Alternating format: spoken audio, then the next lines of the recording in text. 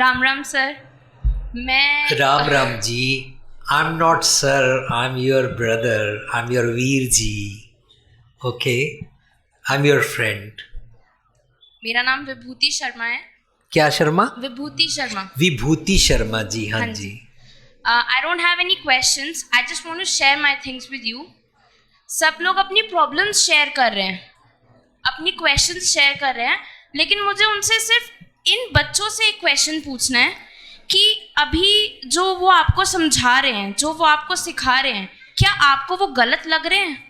नहीं, इनफैक्ट आपको लग रहा है कि जो सर बोल रहे हैं उस बात में दम है।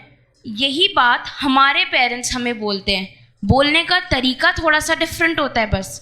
क्यों? क्योंकि वो हमारे पेरेंट्स हैं, उन्हें हमें डांटने का हक है। हम किसी और बच्चे को नहीं डांट सकते, वो सिर्फ हमें डांट सकते हैं और वो हमारी भलाई के लिए डांटते हैं। ये बात अगर हम समझ लें तो मुझे लगता है कि हमें फिर अपने पेरेंट्स कभी गलत नहीं लगेंगे। अगर कोई हमें ये बताता है कि ये चीज़ बहुत अच्छी है, ट्राई करके देखना, हम ट्राई करते हैं। लेकिन अगर यही चीज़ हमारे पेरेंट्स बता रहे हैं कि बेटा आगे ये चीज़ गलत है, ये चीज़ सही है, तो हम क्यों उनकी बात नहीं मानते? हमेशा हमें अपने पेरेंट्स क्यों गलत लगते हैं? अगर हम अपना चिंतन और मनन करेंगे, अगर हम अपने में सही और गलत ढूंढेंगे, तो शायद हमें हमारे पेरेंट्स गलत कभी नहीं लगेंगे। Vibhuti ji, thanks for sharing. Thank you.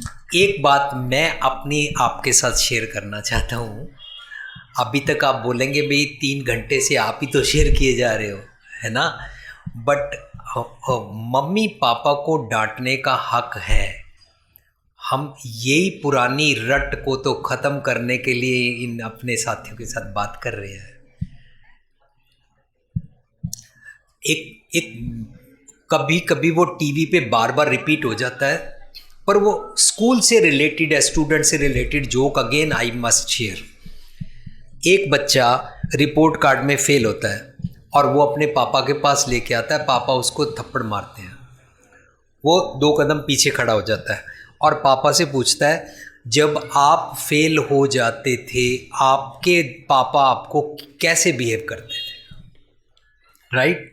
सो उसने बोला, मैंने तो तेरे को एक थप्पड़ मारा है, मेरे पापा तो मारते भी थे, बहुत स्टिक से मारते थे और खाना भी नहीं देते थे। तो अब उसने पूछा, अगर आपके पापा के पापा फेल हो जाते थे तो उनके दादा क्या करते थे? आपके दादा क्या करते? तो उसने बोला, उनके दादा तो घर से भी निकाल देते थे। तो उसने पूछा, आपके दादा के दादा क्या करते थे? अब फादर को समझ में आ गया ये मेरे को लेग पुलिंग कर रहा है। उसने पूछा, अब एक तो फेल हो गया, ऊपर से ऐसे ऐसे सवाल किए जा रहा है, ऐसे क्यों पूछ रहा है? कहता, नहीं, मैं सिर्फ इसलिए पूछ रहा हूँ कि ये बदमाशी पीछे कब से चल रही है। और इस जोक का मतलब ये निकल के मुझे समझ में आया कि वो ये चाहता है, ये बदमाशी आगे अब मैं नहीं चलने दूंगा। अभी तक मम्मी पापा ने नो डाउट हमारे भले की सुनाई, पर गुलाम अली एक गज़ल गाते हैं, कहते तो वो हैं भले की लेकिन बुरी तरह। मम्मी पापा डांटते हैं, बुरी तरह कहते हैं, और आप भी बुरी तरह एक दूसरे से बिहेव करते हैं, तो ये वाला आइडिया ठीक नहीं है। क्योंकि सिर्फ ये वाले बच्चे नहीं, आने वाली सदियां और पिछली सारी जितनी जनरेशन्स हैं, जो यहाँ पर मम्मी पापा या बुज़ुर्ग भी बैठे हैं, everybody is really begging for love. हर कोई प्यार चाहता है, कोई भी डांटे बिना करा सकता है, पर उसकी टेक्निक सीखी नहीं गई। कैसा आप कैसा फील करते हैं कि जो आपके मम्मी पापा आपको डांट के और बुरी तरह से कहते हैं या मिसबिहेव करते हैं, क्या आप भी ऐसे ये बदमाशी आगे कंटिन्यू रखोगे? से यस और नो ऊंचा बोलो यार, है? मैं मुन्ना भाई वाला प्रोफेसर नहीं हूँ और 3 इडियट्स वाला ज़बरदस्त पढ़ाने वाला साइंटिस्ट का प्रोफेसर नहीं हूँ। मैं तो आपके प्यार की बात कर रहा हूँ। मुझे अगर चांस मिले तो मैं तारे ज़मी पर और 3 इडियट्स जैसी मूवी ही बनाऊं सिर्फ, and credit goes to Aamir Khan कि उसने बच्चों की इस रग को समझा है।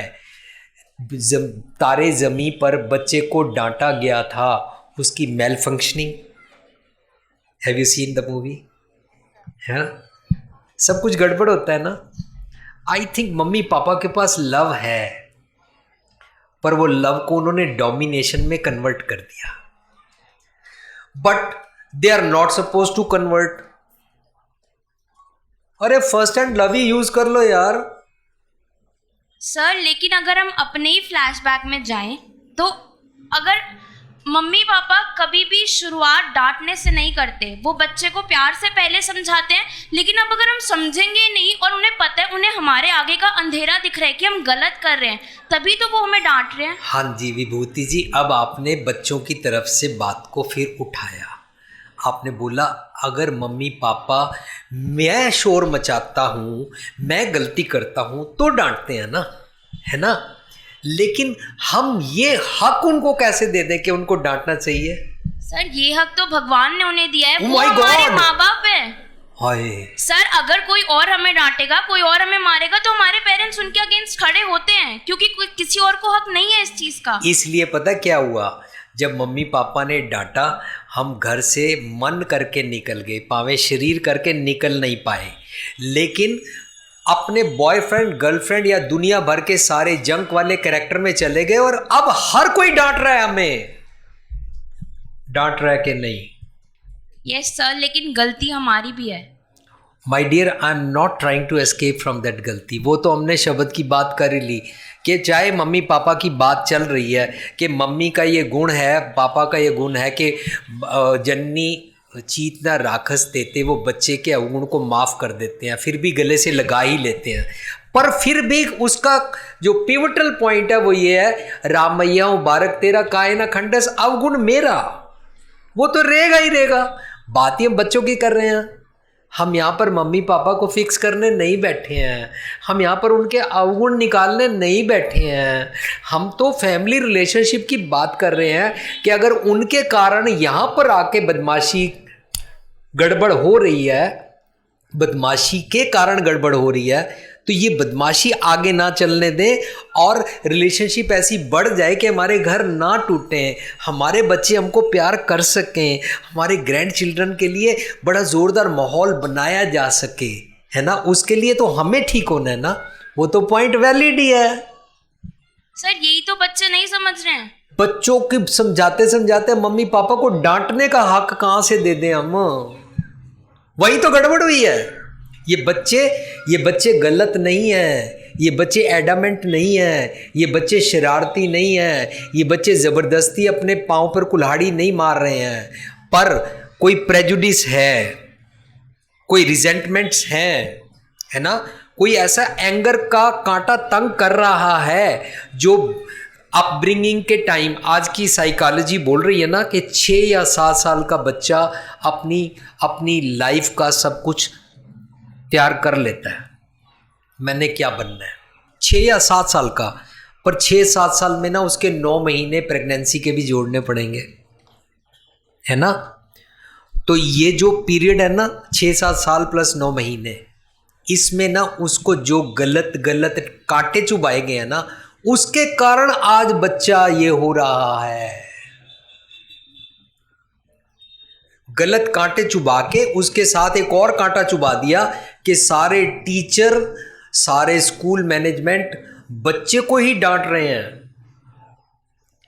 आप विभूति जी कंसर्न्ड हैं बच्चे के लिए या मम्मी पापा को डांटने का हक दिलवाने के लिए? मैं एक इल्यूजन शेयर करूं। Sure sir. अभी परसों चौथ में डिस्कवरी चैनल देख रहा था, बाई चांस ब्रेकफास्ट करते हुए, टीवी वाज ऑन। उसमें हवेल मछली के बारे में आ रहा था। आप में से किसी ने देखा होगा हवेल मछली। जो कैप्टन है ना, अंग्रेज गोरा, वो बयान कर रहा है और यहाँ पर उसको डबिंग हिंदी में दिखाया गया। मैं उसकी लैंग्वेज में बोलता हूँ। वो कैप्टन बोल रहा है कि पूरी इस धरती के ऊपर टोटल ओशन में 6 लाख के करीब हवेल मछलियां हैं। व्हाट? 6 lakh, over 6 lakh. हवेल मछलियां, राइट? वो बोलता है 6 लाख हवेल मछलियां वर्सेस 6 अरब लोग। 6 अरब लोग इस बात का ध्यान ही नहीं कर रहे हैं कि 6 लाख मछलियों को जैपनीज और कुछ लोग मार के, बेच के या कोई भी बिजनेस कर रहे हैं। पर ecology system, you know, right, उसमें, उस सिस्टम में अगर ये हवेल मछलियां मर जाएंगी, ये डांटने वाले मम्मी पापा और हम सब नहीं रहेंगे। फाइन, ये सारी टॉप जाती हुई इकोनॉमी नहीं रहेगी, अर्थ पे ह्यूमन बीइंग रहेगा ही नहीं, सारी एकदम से गड़बड़ हो जाएगी। इन लोगों ने बड़े अफसोस से बोला कैप्टन ने कि 6 अरब लोगों में से सिर्फ एंड सिर्फ 35 people are working voluntarily to protect these whale मछलियां। फोकस क्या है विभूति जी? To protect those fishes. हवेल मछलियां, है ना? वो बोलता है जब हम ओशन में जाते हैं, हमारा एक ट्रिप थाउजेंड्स ऑफ डॉलर्स का होता है, उसमें हम पे इतनी इन्वेस्टमेंट होती है, शिप होता है, बोट्स होती हैं, मैनी मेंबर्स होते हैं, कितने महीने का होता है, इतने ज़बरदस्त रेडार और कंप्यूटर्स लगाए हुए हैं। फाइन, तो वो बोलता है कि एक लड़की उससे बहस कर रही है, दिखाया उस लड़की की हड्डियां टूट गई थी, ये वाली बैकबोन्स, राइट, पेल्विक जॉइंट्स की। तो वो उसको बोलता है आप मुझसे बहस कर रहे थे, आपने सेल फोन का जवाब नहीं दिया। जब मैं आपसे बोल रहा था कि इस बोट को आस्ता आस्ता नीचे उतारो, 20 किलोमीटर पे रेडार शो करता है कि जापानी हंटर आ गया है, हमने उसको जाके वहाँ से मना करना है या भगाना है ताकि हवेल मछली बच जाए। फोकस क्या है? फिशेस को सेव करना। आप एक लफ्ज़ बोलो, फोकस है हवेल मछली। मैं बार बार पूछूंगा, ठीक है? तो ये बोलता है आप मेरे से बहस कर रहे थे क्योंकि आप नौजवान थे, आपको तजर्बा नहीं है, मैं 20-25 साल से शिप को चला रहा हूँ और हम ये काम कर रहे हैं, इसलिए मैंने बोला था आस्ता आस्ता बोट को ऐसे ऐसे इंटेलेक्ट से उतारो ताकि बोट जल्दी नीचे उतर जाए और इसमें जो 5 जनों ने बैठना है वो जल्दी से वहाँ पर जाएं और हवेल मछली को बचा लें और जापानियों को भगा दें, राइट? लेकिन आप मेरे से बहस कर रही थी। तो वो बोलती है अगर हमने आपके सेलफोन का जवाब नहीं दिया तो क्या हुआ? वो बोलता है मैं आपको बताना चाहता था कि अगर आप लोग लेट हो तो इधर से तूफान आ रहा है, उसमें आपकी बोट ऐसे उछलेगी, तो याद रखना जिस चेयर पर बैठे हो फैसन योर सीट बेल्ट्स, और उसकी चेयर्स ऐसे बनाई गई हैं कि आपको चोट ना लगे। लेकिन आप क्या कर रहे थे? हम दूरबीन से देख रहे थे, आप बोट के आगे वाले हिस्से में खड़े हो गए, जहाँ पे टाइटैनिक मूवी की वो लड़की ऐसे प्यार करती है ना, आप वहाँ पर जाके खड़े हो गए बोट पे, और वो बोट ऐसे वेव्स के आने के ऊपर होकर ऐसे जोर से नीचे जब पानी में लगी ना, तो ये वहाँ पर फट्टे थे नीचे, प्रॉपर चेयर नहीं थी जो साइंटिस्ट ने बनाई है कि ताकि चोट ना लगे जर्क लगने पर, राइट? कुशंस और हाइड्रोलिक प्रेशर्स व्हाटसोएवर। तो उसको वहाँ पर फट्टे पर जोर से वो नीचे गिरी, उसके दोनों पेल्विक जॉइंट टूट गए। लेकिन उनकी बोट का एक बंदा पानी से गिर गया। अब बोट वाले सोच रहे हैं इस बंदे को बचाएं या इस लड़की की हेल्प करें, क्योंकि उसके अंदर ब्लीडिंग होनी शुरू हो गई थी। शिप में उसको वापस ले आए, पर वो बोलता है आपकी हड्डियां टूट गई, आप बहस किए जा रहे हैं, आपने कहना नहीं माना। मैंने बोला था ऐसे ऐसे बोट उतारो, लेकिन बोट 15 मिनट में उतर जाती तो हम सब कुछ कर लेते, पर बोट आपने 1 घंटे में उतारी, जापानी भाग गया, हमारे हाथ नहीं आया। हवेल मछलियों का वो अब जब तक मारेगा दोबारा हाथ नहीं आएगा, नुकसान होगा, राइट? आपकी हड्डी टूट गई, जो मर गया था वो बंदा बचा नहीं, कितने सारे नुकसान हुए। इसलिए नौजवान को हमारे कैप्टन के साथ ना ट्यून्ड होके चलना ही चाहिए, जो इंस्ट्रक्शंस दे, राइट? फोकस क्या है? हवेल मछलियाँ। Great, right? अब वो हवेल मछली हमारी पता है कौन है? मम्मी पापा डांटे नहीं है, मम्मी पापा के डांटने का भगवान जी का दिया हुआ गिफ्ट नहीं है फोकस। हमारा फोकस हवेल मछलियां है, ये बच्चे। जैसे वहाँ हवेल मछली इग्नोर हो गई और सारी मुसीबतें पड़ गई, ऐसे मेनली स्कूल खोले गए हैं, इंस्टीट्यूशंस खोले गए हैं, स्वीटी मैम जैसी और नवीन सर जैसे और कितने सारे टीचर्स और प्रोफेसर्स इतनी मेहनत कर रहे हैं, इतनी उनकी पढ़ाई के लिए हाई डिग्रियां लेके कंपटीशन किए जाते हैं, इतना एजुकेशन डिपार्टमेंट अपना दिमाग लगाता है, सारा कुछ करने के बाद ये बच्चे तो इग्नोर हो गए हवेल मछली, है ना। तो हमने टीचर को, प्रोफेसर को, इंस्टीट्यूट को, इसकी ईंटों को, एजुकेशन सिस्टम को, मम्मी पापा को, ये सारी पुरानी प्रथा को नहीं प्रोटेक्ट करना, हमको ये बच्चे प्रोटेक्ट करने हैं। I got your point, sir, but if you allow, I just want to share one last thing which I'm very much proud of. वो ये है कि मुझे हो सकता है इन बच्चों की ये प्रॉब्लम इसलिए नहीं समझ में आई क्योंकि मैं इस चीज़ से नहीं गुजरी हूँ।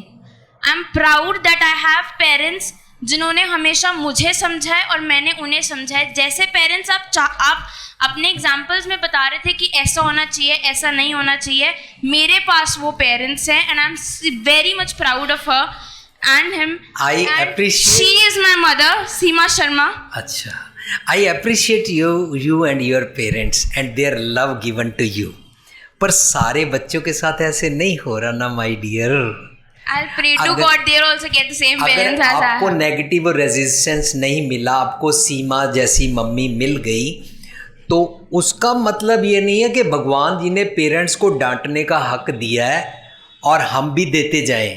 हमारा हक देने से और ना देने से कुछ नहीं होगा। हम वी आर कंसर्न ये बच्चे वो वाला हक यूज़ करके आगे से ये बदमाशी को रोक दें। हम इस धरती को प्यार की धरती बनाएंगे, है ना, जिसको बोलते हैं पाख्या पाओ, अपार, लविंग वाली बोली, लव वाली बोली, लव वाले बीइंग और लव वाली जप्फी, जादू की जप्फी, है ना। Thank you sir. Thank you.